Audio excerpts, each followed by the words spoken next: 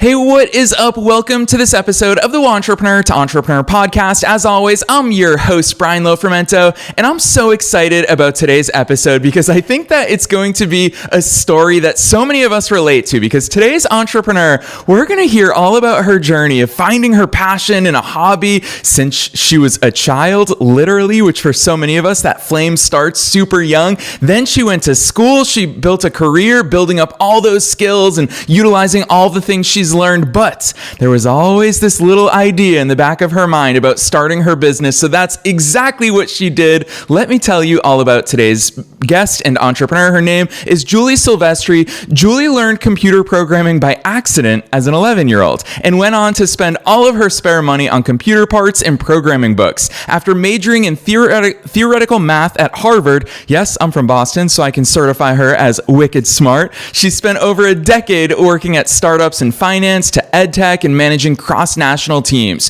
Julie wanted to take her combination of creativity, software development, and management skills to market as her own business, and that's where it was born. Inside Out Box has been a name on her mind for many years as it describes how she approaches every new challenge. She loves thinking outside the box and working with her team to deliver a solid, stable, and maintainable product. For all of us who are technical people or not technical people, we're going to learn so much from the way that Julie approaches all of these problems and solutions that she builds. So I'm not going to say anything else. Let's dive straight into my interview with Julie Silvestri.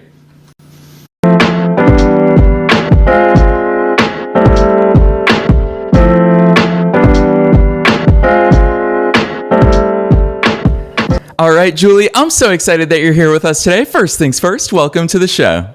Well, thanks. It's great to meet you. Heck yes, Julie, I love the fact that your bio starts out by saying you learned computer programming by accident. You've got to start taking us beyond the bio. Who the heck is Julie? How'd you start doing all these cool things? Yes. So I think we got our first computer when I was like 7, and it was mainly for my dad to write. And he then, I think, read that there was a computer camp nearby our house. So they let me go for 1 week thinking I'd learn how to use computers, not realizing it was actually computer programming. So after that 1 week, I decided I loved it. And as I said, literally spent all my money on computer books. And they decided it was so expensive, they wouldn't send me back for 2 years. So I spent 2 years practicing and learning, and then went back again, and finally they let me go a couple more times, and that is how I came to love computer programming. Yes, I love that overview. Loving it as a child, though, is one thing. Having that follow you throughout your schooling, your career, now as an entrepreneur, that's a whole different thing. So walk us through that progression from there. A lot of people realize, Julie, you've got some high value skills, and they realize I can build a great career out of this, which is exactly what you did. How did that eventually spin into your own business? Yes. So I think always I'm a people person, which is kind of this odd, at least in the US, combination of you don't really expect a software developer to also like spending a lot of time with people. I'm a bit more of an extrovert. So the struggle I've always had is like when I first started to program, I was like, I don't want to sit by myself all day at a desk. And I do really value the people I work with. I have managed many people over the years and colleagues and such. And so that has always been a passion. And how that turned into a business is, first of all, I also have 4 kids, which definitely adds some spice to my life and to kind of balancing work and home. And so kind of tried to figure out how do I be a good mom at home, as well as also use the skills I have. And I think creativity is also just a strength of mine. I always like new ideas, and I think sometimes people can stand with those new ideas kind of just being up in their head and not implementing them, but I'm also pretty practical. So all that kind of came together to say, hey, let me just try this out, see if we can get some movement, use a lot of the skills I've learned over the years, and then also get a team together based on many of the people I've worked with over the last decade plus.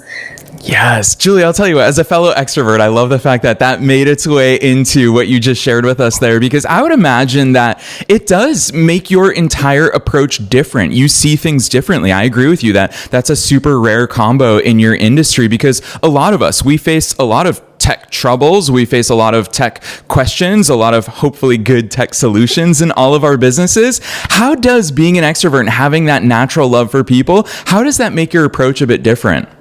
Yeah. So, I mean, I really do think connecting with the people I work with is really important to me, not on a fake level, but a real level. I know people have told me that my smile is definitely cheers up their day.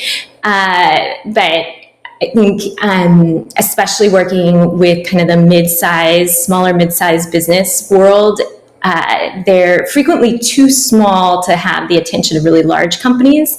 And so to be able to come in and say, hey, I want to get who you are. I want to understand your business. I don't want to waste time on stuff you don't care about. But if you're going to be really particular about something that nobody else would value, I'm happy to hear that. And I'm happy to make that important to me. Yeah, which there you go. Now I'm hearing the intersection of really three things in our conversation this early on, which is we're talking about technology, we're talking about people, but obviously underlying all of that is, of course, the actual businesses. So I'd love to hear from your perspective, just knowing, because obviously ahead of you and I chatting today, I've gone so deep into all the wonderful work that you've done, even before you started your own business. And you had such a successful career in the world of operating tech for big and small businesses alike, as well as tech startups and within the educational world. So, Julie, with those questions in mind, talk to us about that business focus, because you talk about really identifying the stuff that matters. What is that approach? Do you first go business considerations, then people considerations, vice versa? Do they all work together? Help us navigate that. That's a good question. I think it's always doing a combination of everything. So I think back to when I did some ed tech for a while. And when I first started, it was much more of a startup and it kind of grew over time.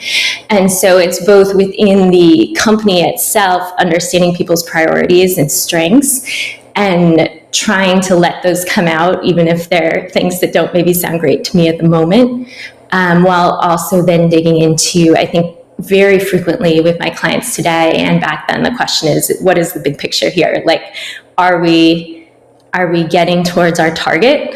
Do we know what our target is? Which for a startup is frequently the question.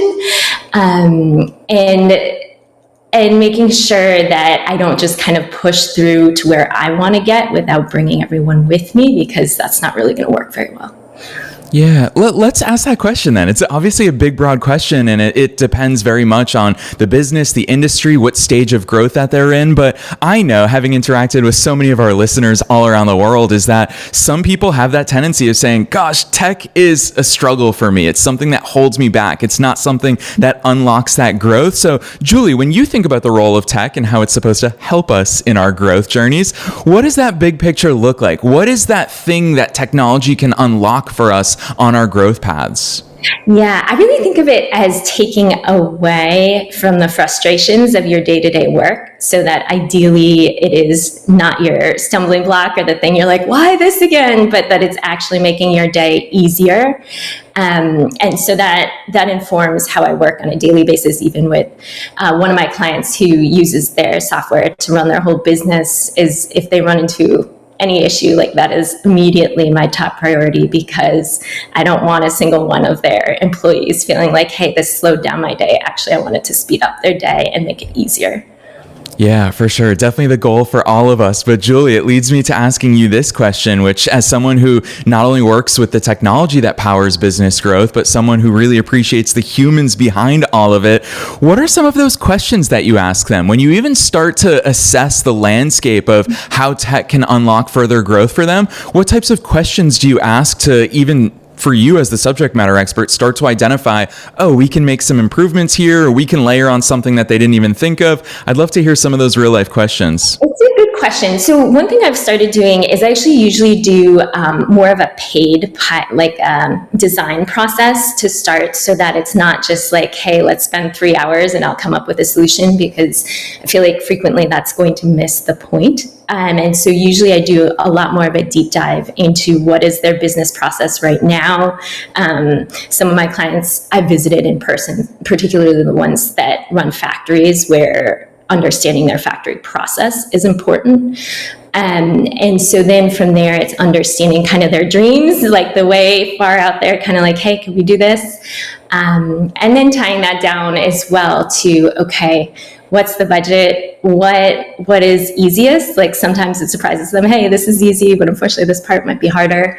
So trying to keep that world of dreams and possibilities, and then also trying to figure out how can we attack this in a way that has the biggest strength or biggest impact compared to the budget and time that they have. Yeah, I love the fact that, I mean, this is the real stuff in your projects that you uncover side by side with your clients. But Julie, a lot of our listeners are probably tuning in thinking, gosh, you serve as a CTO, you help other CTOs understand their roles and how to better perform there. You fill in that gap for companies who may not have that role inside of their businesses. What does that look like? What do these out of the box solutions look like for all those companies who have never even considered, let's not even talk budget, let's just say they've never even realized and considered the fact that they can have some custom solutions for their business?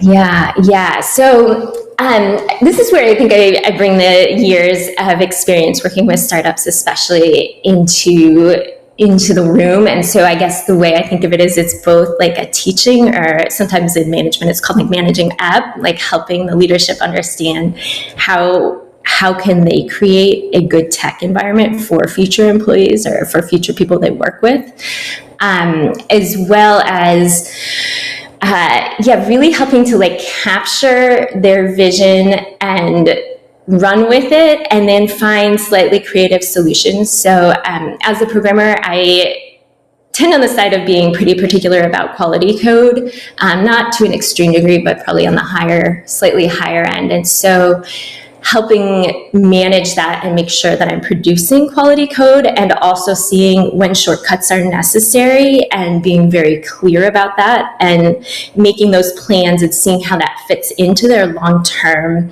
goals. Because I think it's when you're trying to get something started or see like what it can be, occasionally you take like non-traditional routes, such as like hard coding some things, or using interns to help upload data and things like that may not seem as techy or as cool, but actually allow you to have a really cool solution. Yeah, or even hearing you talk about that in my mind, I'm like, how many people these days probably hop onto ChatGPT and they think that in and of itself can completely solve all of their problems? Let's talk about that. Julie, how has AI, and especially with OpenAI and ChatGPT bringing it more mainstream than it's ever been before, how has that impacted your industry? So the funny part about that is I do have a client who probably once every like 6 to 8 weeks is like, can't we just do this all with ChatGPT? And then I'm like, well, if you want to give all your data away, then yes, but it's kind of private financial data, so I don't think you want to do that.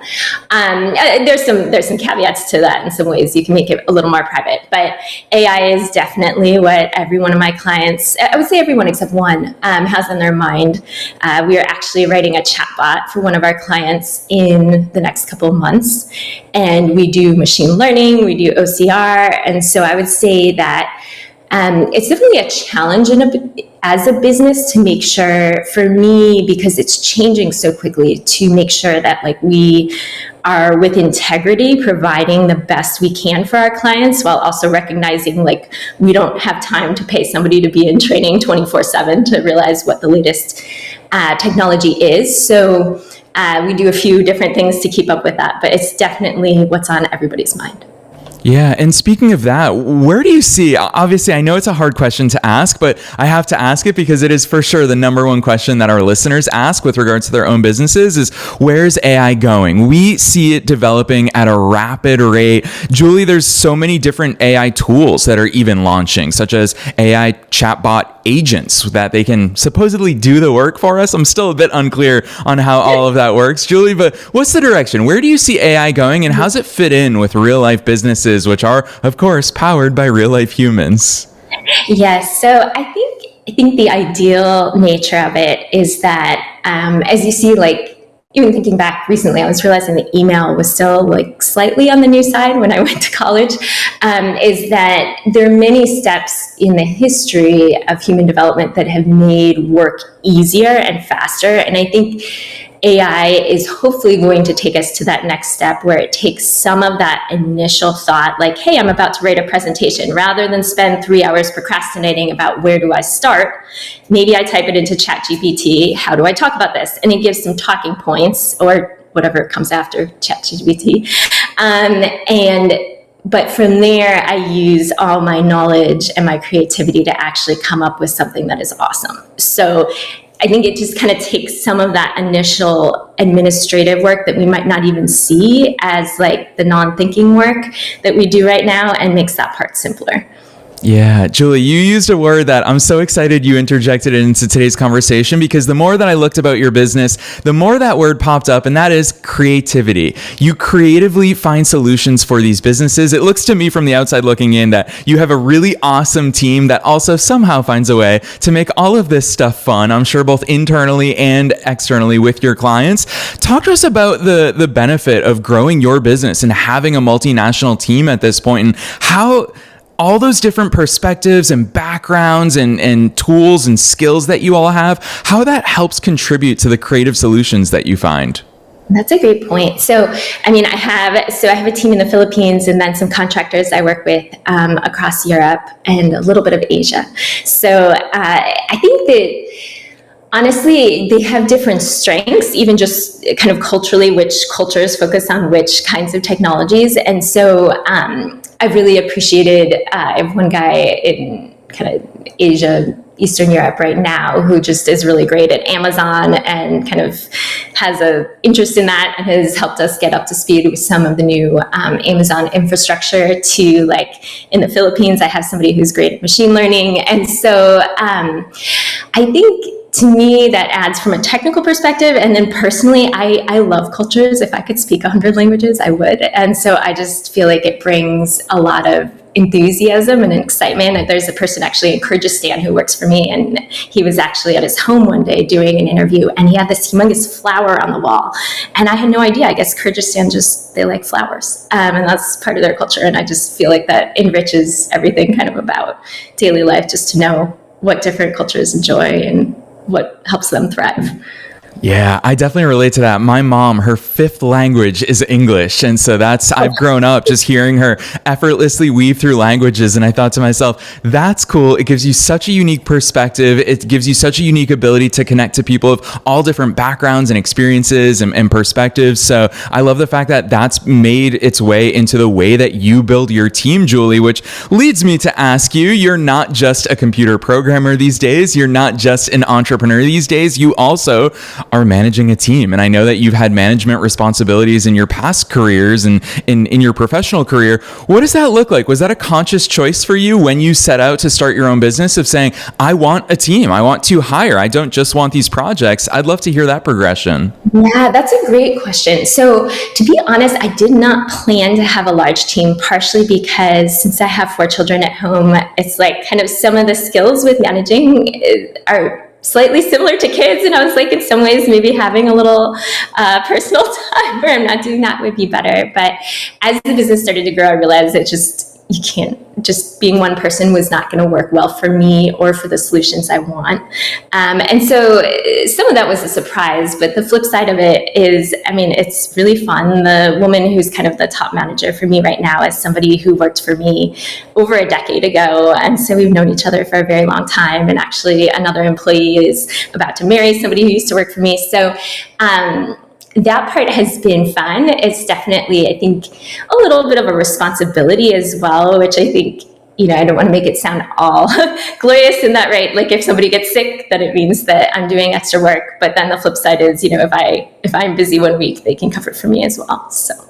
Yeah, Julie, I'll tell you what, hearing you talk about your team and just imagining all these amazing programmers creating cool solutions behind the scenes, what's it look like for your own business? Do you all just deploy custom tech for your own business? Are you all kind of tinkering on some fun projects just to refine your skills? How do you sharpen your tools behind the scenes? That's a great question. So I sent some people to Singapore in the spring, actually for the last 2 years, to do an Amazon conference. And so that has been kind of our main special week long. It's basically a week intensive growth.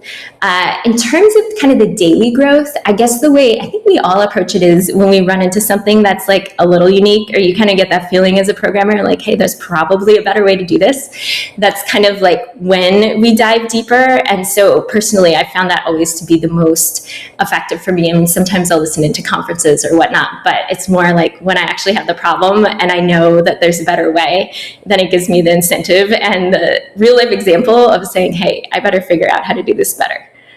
Yeah, and speaking of doing things better, I'm a big fan of systematizing things. I'm of the firm belief that if I do something 10 times, then there's probably a way that I can find to automate it or systematize it or offload it to somebody else. I'm a big fan of looking at my workflows and always looking for those edges. Julie, what are those things? Is it pain points in your workflows that make you reflect and say, wait, hold on, there's got to be a better way, and let's apply technology to this? What's that sort of decision-making process look like in your own mind? So to me, I think this gets to really some of the skill that comes from being a programmer and a manager for a while in the programming world is, for instance, to give a really practical example, we have unit tests for one of our clients, well, multiple clients, but one specific client. And for over a year, we'd had them running on GitHub, and then they just started breaking more and more. And so as a manager, kind of the decision point had to be, how much time do I invest into fixing those? Is that worth it to the client? If we're to bill them, do we have free time to do it on our own? And I think one of the hard decisions is to figure out, actually, right now, it's not worth it to do those tests on GitHub. We do run them locally before we deploy, so we always make sure our unit tests are working. But I really feel that some of the balance that comes with doing this for a while is figuring out where the value is and just making those hard decisions for somebody who likes everything to run perfectly and likes it to work well, to know when to invest that time and when not to.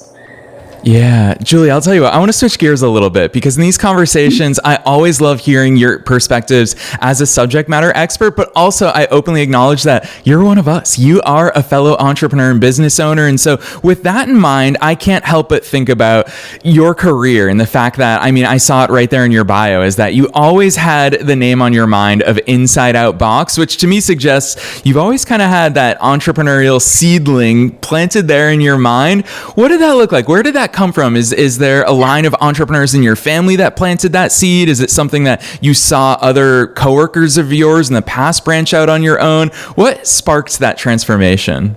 That's a great question. I honestly think it was from when I was little. And so my parents are not, I would say maybe my dad slightly, but not necessarily by nature entrepreneurial. I mean, they were both lawyers, and not in the sort of like just more traditional spaces. I remember when I was little, we had this little magnet set. I forget what it was called. And I came up with this invention for my dad. I was like, you know what? If cars had reverse magnets, or like the same pole of magnets together, I bet they wouldn't get in crashes. And so I did a whole demo to him. And this is with magnets that are meant for a 3-year-old, that you can't even swallow. And he was kind of like, okay. And so I think there's just been that inventive spirit since I was little. I know my sister was like, you were always meant to invent. So I honestly didn't know a lot of people who did that. My parents are on the more risk adverse side. I have had colleagues who actually have gone on to create businesses. I don't know if you've ever heard of Toast, but those are some former colleagues of mine. And so some of that has encouraged it. But I do think it's something since I was little that I've always wanted to do. Yeah. And I'm going to tack on to that, because not only have you done it, you left your career and started your own business, but Julie, you're also doing it while being a mom of 4 kids, which is no small feat. Talk to us about how you manage that workload, because I love the fact that when we were talking about your team, you mentioned the fact that, yeah, it does increase your responsibilities. There's a lot of people who create these rosy pictures of what the life of an entrepreneur looks like. But Julie, give us the reality here in today's episode. What is that actual workload and work-life balance, if you will? What does it look like in the life of Julie Silvestri? Yeah, that's a great question. And I think for me, I think COVID actually helped in that people have been a little more flexible in their minds of having kids around the house. I do value professionalism a lot. So for my kids, on days they're home, I definitely definitely, I tell them these are the meetings you absolutely can't come into. My youngest is 6 now, and so he's definitely sat on my lap through meetings with the people who work for me, just because he's needed it at the time. He has occasionally invaded meetings with clients, which has been rather uncomfortable for me, but it has only happened once or twice. So some of that is just like, accepting, like, my first job as a mom, and I set some boundaries and try and make sure, like, my oldest can, watch the younger ones. But that's some of the reality. I mean, if you want to hear the real reality, is yesterday, I guess Verizon phones went down, so I ended up changing the plans. But my initial plan was to do a meeting with a client from the car, tethered, so I would be there in time to pick up one of my daughters from piano lesson.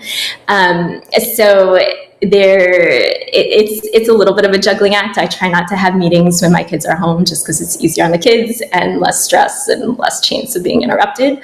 But yeah, it's definitely a juggling act. I sometimes work at odd hours and make it clear to my own employees that's not my expectation of them. But when the bus drops the kids off, I want to be there at the bus. And so that means that I'm not always working very much in the afternoons. Yes, you do what it takes, Julie. That's exactly what I'm hearing from you. And so I want to ask you this next question, because thinking about the fact that you do work in an industry that is so future focused, as an entrepreneur, what does your time horizon look like? Are you sitting down during your executive time and saying, what's our business going to look like a year from now, 3 years from now, 5 years from now? Or are you operating, I love quarterly bases. I'm a big fan of 30, 60, 90 days, because gosh, we can implement a lot of things and make a lot of positive changes in that time frame. But obviously it is that balance of short-term versus longer term thinking. I'd love to hear where your strategic mind goes. Yeah, so I would say on kind of a more immediate basis, like making budget, would be more of a 6-month kind of timeline for me. Is that usually our projects are at least 6 months long. So it's kind of like making sure that, hey, are we good for the next 6 months or not? From that space, I'm really trying to make sure that we get into a niche that is healthy for our business. So it means turning down some opportunities that I think would lead us away from that. Like, I really want to stay to this kind of core idea that we're providing like deep value to our clients, that we're using some of the skill set that both myself and others have, in the sense of some really strong programming skills that are beyond just like, hey, can you fix up this website, or can you just fix some things in a database? That's not really our niche. And so, so I think the long term is more is, am I pointing our business in the direction that will allow us to acquire more clientele in a way that it will go? I think the other aspect of this is figuring out my own bandwidth. So the one downside of having an international team is I'm the only one in the US right now. And so some of the management I've had trouble balancing with the international team. And so if everything falls to me at some point, there is a true limit of how many projects I want to take on. And that's partially because I'm a mom, and that, again, is a high priority to me, and partially because I'm human and limited as well. So.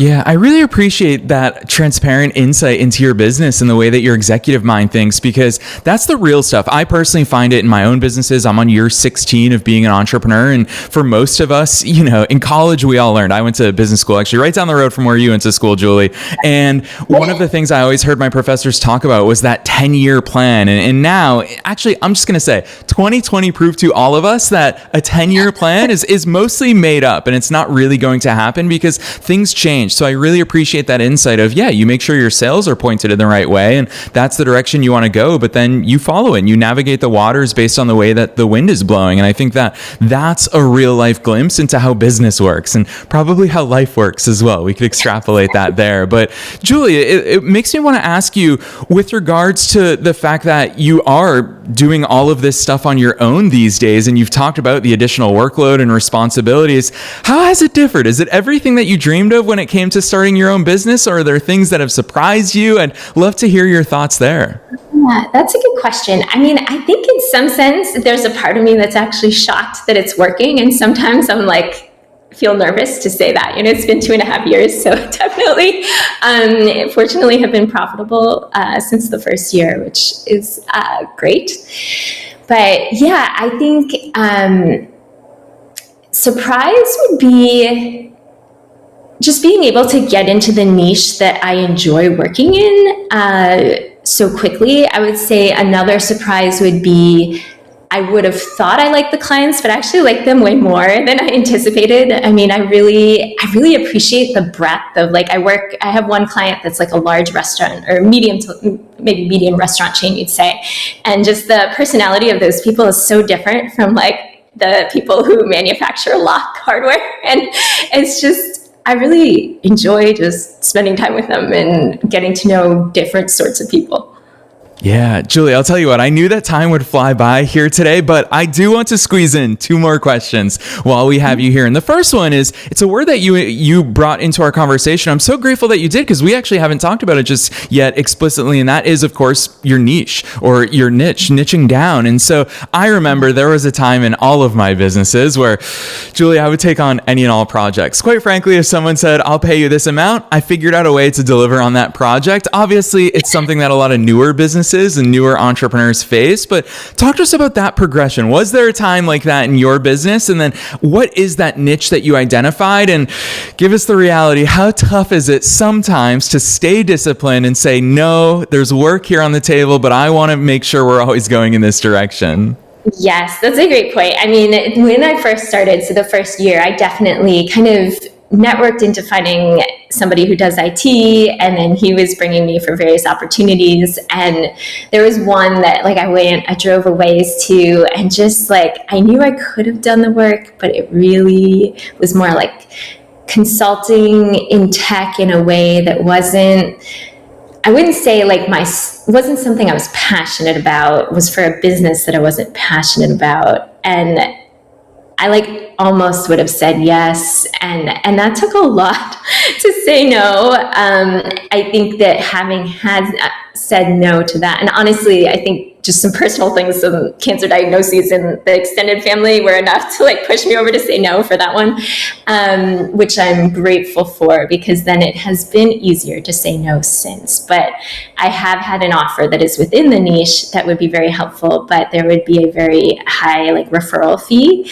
And having to decide to say no on that has also taken some strength to say, you know what, this just will not set our company up for success financially, even though this would be within our niche. And realizing it means I might have to do some more legwork to get some clients for that like 9-12 months from now, but I know it's worth it. Yeah, strength, discipline, faith, a lot of ingredients that go into the entrepreneurial story. I'm so grateful for all of your transparent and authentic insights, Julie. And I always love asking this question at the end of episodes because it's super broad. You can take it in any direction that you want. I have no idea which way you'll go with this question. And that is, what's your one best piece of advice or that one takeaway, knowing that we're being listened to by entrepreneurs and entrepreneurs at all different stages of their business growth journeys with all different sorts of obstacles and things on their mind? What's that one thing that you want to leave them with here today? That's a great question. I would say to go for it and also have a plan. And in that sense, yeah, I would just say that it's fun to go for it. And I think that there are so many opportunities you can't imagine, but doing it just assuming it will work out is probably not going to get you as far as coming up with about 10 different plans. And hopefully one of those will get you there. Yes, I love that. Honestly, up until the very end, that's the real stuff, Julie. It's things that you and I have experienced in our own business growth journeys. And it's just the reality of things are never going to work out exactly as we think they will. And that's why we just need to be adaptable, flexible, nimble. I'm sure that so many of those programming principles also make their way into your business and strategy mind. So huge thanks to you. You've got to drop those links on us, Julie. I personally have really enjoyed going through all the great work that your company is putting out into the world, and on your website, how clearly you lay out, hey, we've got software solutions, we've got CTO consulting, we can help you ramp up the things that you're doing. So Julie, for listeners who want to go deeper into all the great work that you're doing, drop those links on us. Where should they go from here? Yes, insideoutbox.com is a great place to start, or you can find us on LinkedIn or Alignable, and you're always welcome to email me at julie@insideoutbox.com. Yes, listeners, and you already know the drill. We are making it as easy as possible for you to find all of those links down below in the show notes, wherever it is that you're tuning into today's episode. Don't be shy in reaching out to Julie. We talk so much here today about custom solutions. Julie probably sees things that we can't see in our own businesses. So if you want to continue the conversation with her personally, definitely check the links in the show notes. Otherwise, Julie, on behalf of myself and all the listeners worldwide, thanks so much for coming on the show today. Awesome. Thank you so much. It's been great to meet you.